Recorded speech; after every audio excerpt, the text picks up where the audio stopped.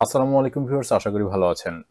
বাংলাদেশ কারিগরি শিক্ষা বোর্ডের অনুকূলে ডিপ্লোমা যারা করতে যাচ্ছেন, অর্থাৎ ডিপ্লোমার ভিতরে বিভিন্ন ধাপ যদি আমি বলতে চাই, diploma in engineering, diploma in marine, diploma in textile, diploma in agriculture, diploma in fisheries, diploma in forestry, diploma in livestock কিংবা এইচএসসি ভোকেশনালে যারা ভর্তি হতে যাচ্ছেন, তাদেরকে কিন্তু অবশ্যই অনলাইনের মাধ্যমে আবেদন করতে হবে। এক্ষেত্রে কোনো ধরনের আবেদন কিন্তু কোনো ধরনের শিক্ষা প্রতিষ্ঠানে গিয়ে কিন্তু আপনি এই আবেদন প্রক্রিয়াটা সম্পন্ন করতে পারবেন না। সেক্ষেত্রে আপনাকে তাদের নির্ধারিত যে ওয়েবসাইটটি আছে, btebadmission.gov.bd, এই ওয়েবসাইটটিতে চলে আসতে হবে। এখানে আসলে কিন্তু আপনি সকল ধরনের ইনফরমেশনগুলো এখানে পেয়ে যাবেন।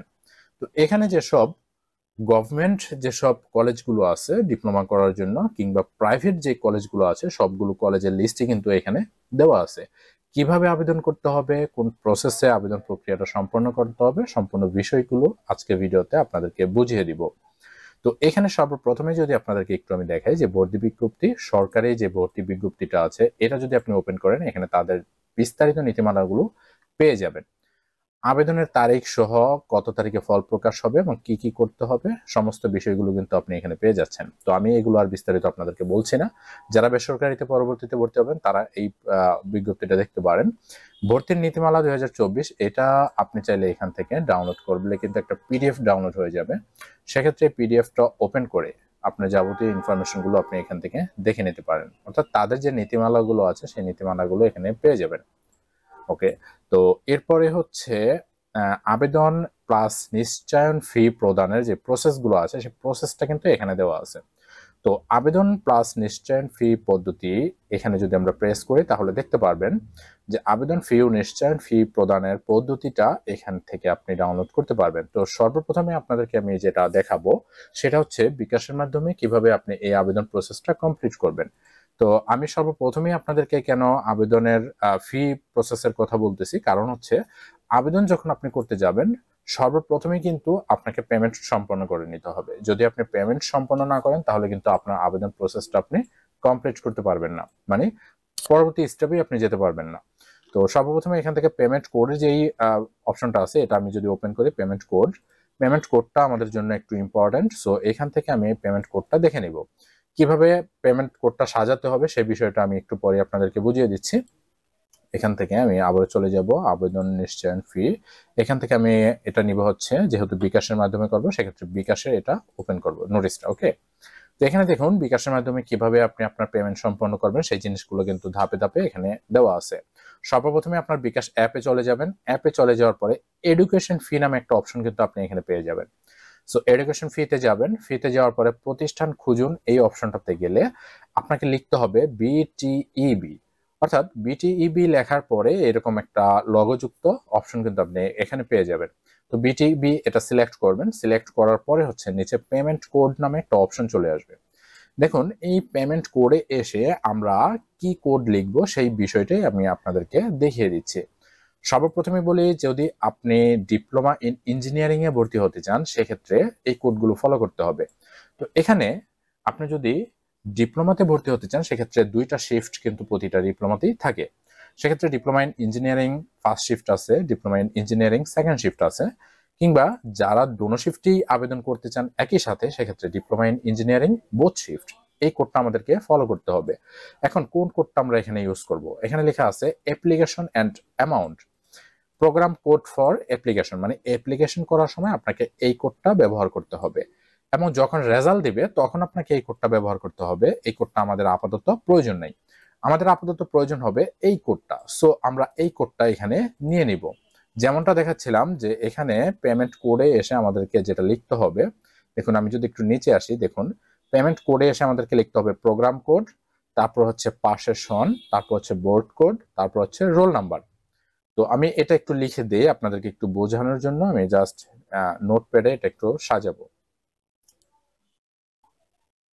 দেখুন এখানে আমি প্রোগ্রাম কোড লিখে দিলাম। ধরুন আমি ডিপ্লোমা ইন ইঞ্জিনিয়ারিং এ প্রথম শিফটে ভর্তি হতে চাচ্ছি, যেমনটা এখানে আপনাদেরকে দেখালাম। আমি যদি আরেকটু ওপেন করে দেখাই, প্রথম শিফটের কোড হচ্ছে এটা, দ্বিতীয় শিফটের কোড হচ্ছে এটা, আর উভয় শিফট যদি আমি একই সাথে করতে চাই তাহলে 3 নাম্বার, এটা হচ্ছে উভয় শিফটে। তো আমি একটু কোডে চলে যাই। ওকে, তো এখানে দেখুন 1 নাম্বার মানে হচ্ছে প্রথম শিফট, এখানে যদি 2 নাম্বার দিই তাহলে হবে দ্বিতীয় শিফট, 3 নাম্বার দিলে উভয় শিফটের একসাথে আবেদন হবে।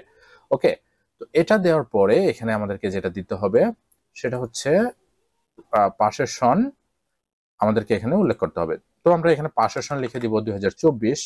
সো এরপরে আমাদেরকে যেটা লিখতে হবে সেটা হচ্ছে বোর্ড কোড। বোর্ড কোড হিসেবে আমি যদি ঢাকা বোর্ডের হই প্রথম 3টা অক্ষর এখানে আমাকে লিখতে হবে। তারপর হচ্ছে রোল নাম্বার। রোল নাম্বার ধরুন 1 2 3 4 5 6, আপনার রোল নাম্বারটা এখানে লিখে দেবেন। তবে অনেকে এখানে স্পেস ইউজ করে, এই জায়গাগুলোতে স্পেস ইউজ করা যাবে না। ওকে, তো এরকম কোডটা আপনি জাস্ট এখানে লিখবেন। এই কোডটা আপনাকে এই পেমেন্ট কোডে লিখতে হবে। লেখার পরে পে করতে গিয়ে এগিয়ে যান, নেক্সট স্টেপে আপনি প্রেস করবেন।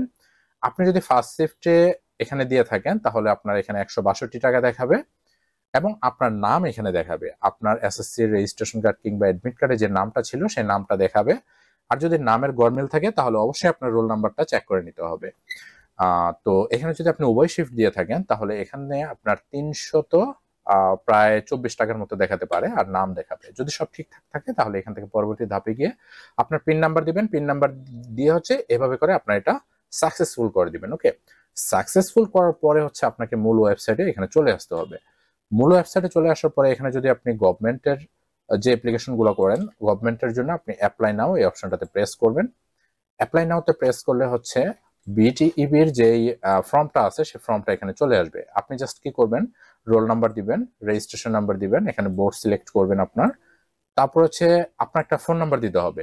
অর্থাৎ এখানে আপনি যে ফোন নাম্বারটা ব্যবহার করবেন পরবর্তীতে সকল কাজে কিন্তু এই ফোন নাম্বারটাই আপনার ব্যবহার করতে হবে। সো ফোন নাম্বার দুটো ব্যবহার করার পরে এখানে একটা ক্যাপচা দেখতে পাচ্ছেন, এলোমেলো ক্যাপচা। এই ক্যাপচাগুলো এখানে উঠিয়ে দিতে হবে। সো আমি যদি উঠিয়ে দিই, উঠিয়ে দেওয়ার পরে হচ্ছে আপনাকে জাস্ট নেক্সট অপশনে টাইপ করতে হবে। আরেকটা বিষয়, আপনি উপরে যখন রোল নাম্বার, রেজিস্ট্রেশন নাম্বার সবকিছু দিয়ে এখান থেকে নেক্সট করবেন তখন কিন্তু আপনার এখানে একটা সিকিউরিটি কোড দেখাবে। তো আমি যেহেতু অলরেডি সিকিউরিটি কোডটা পেয়ে ফেলছি সেক্ষেত্রে আমি পরবর্তীতে আবার ঢুকতেছি, সেক্ষেত্রে আমার সিকিউরিটি কোডটা এখান থেকে আমার চাওয়া হচ্ছে। আপনার সিকিউরিটি কোড কিন্তু আপনার মোবাইল ফোনে SMS এর মাধ্যমে চলে যাবে এবং এখানে কিন্তু আপনি আপনার সিকিউরিটি কোডটা দেখতে পারবেন। সো আপনি জাস্ট নেক্সট করে পরবর্তী অপশনে চলে যাবেন। আমি আমার সিকিউরিটি কোডটা দিয়ে দিলাম, দিয়ে দেওয়ার পরে জাস্ট গো অ্যাপ্লিকেশন হোম এই অপশনটিতে দিয়ে দিই। দিয়ে আমি জাস্ট লগ ইন করলাম। লগ ইন করার পরে দেখুন যে আমার কিন্তু এখান থেকে আইডিটা ওপেন হয়ে গেছে। তার মানে হচ্ছে আমি যে অ্যাপ্লিকেশন গুলো এখান থেকে করলাম শেষ, মানে যেই পেমেন্ট গুলো করছি সেই পেমেন্টের জন্য কিন্তু এখানে ওপেন হয়ে গেছে। দেখুন আমি ডিপ্লোমার জন্য পেমেন্ট করছি, তারপর হচ্ছে আমি টেক্সটাইলের জন্য পেমেন্ট করেছিলাম, সেক্ষেত্রে আমার 2টা অ্যাপ্লাই ফর্ম এখানে ওপেন হয়েছে। ঠিক আছে, তো আমি এখান থেকে প্রথম অ্যাপ্লাই ফর্মটা এখান থেকে ওপেন করব। অ্যাপ্লাই নাও।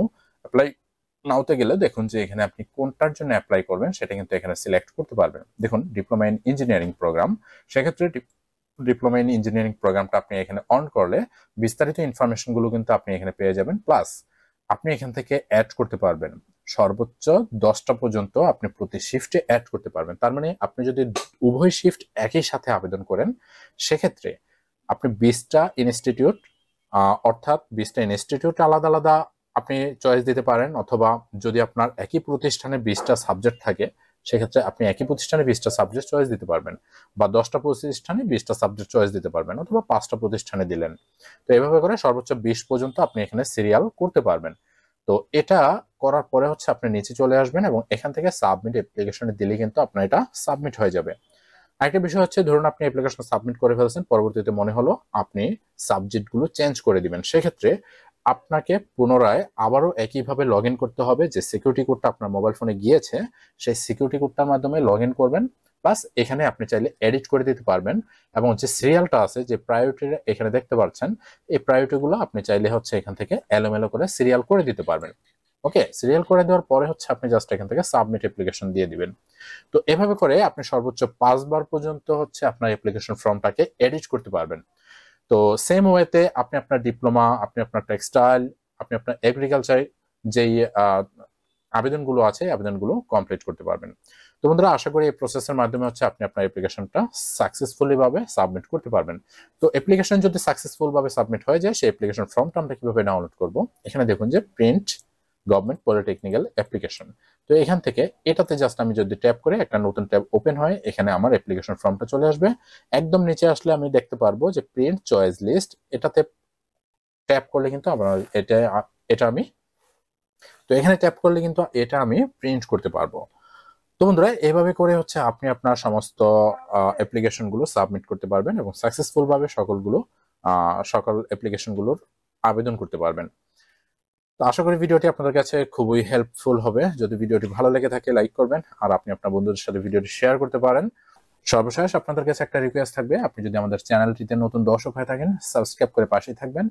যদি ফেসবুক থেকে দেখে থাকেন ফলো দিয়ে সাথে থাকবেন। দেখা হচ্ছে পরবর্তী ভিডিওতে, ততক্ষণ পর্যন্ত ভালো থাকবেন। আসসালামু আলাইকুম।